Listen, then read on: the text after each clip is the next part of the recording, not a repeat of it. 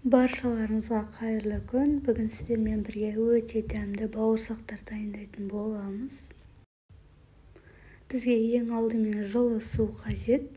Жылы суымызға сүтімізді қосып, тұзымызды, дрожжымызды саламыз. Сүтіміз қатты ыстық болмауы қажет.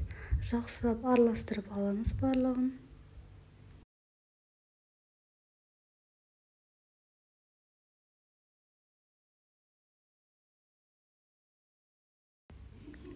Содан соң пісте майымызды құямыз.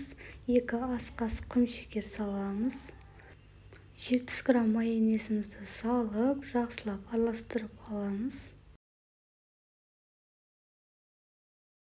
Бізге 1 килограмм ұн қажет болады. Ұнымызды електен өткізіп, жай-жайдан қосатын боламыз. Қамырымызды ашытып, 1 сағатқа жылы жерге қойып қоямыз.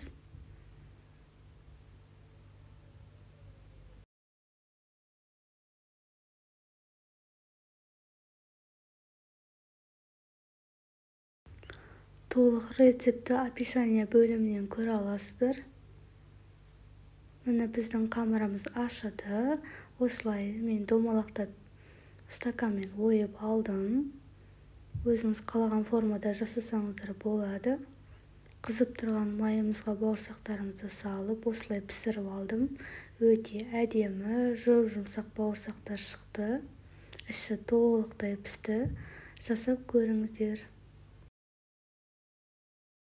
Бізде өте дәмді бауырсақтар шықты. Ұнаса лайк басып, комментарий қалдырып кетіңіздер. Менің каналыма жазылуды ұмытпаңыздар.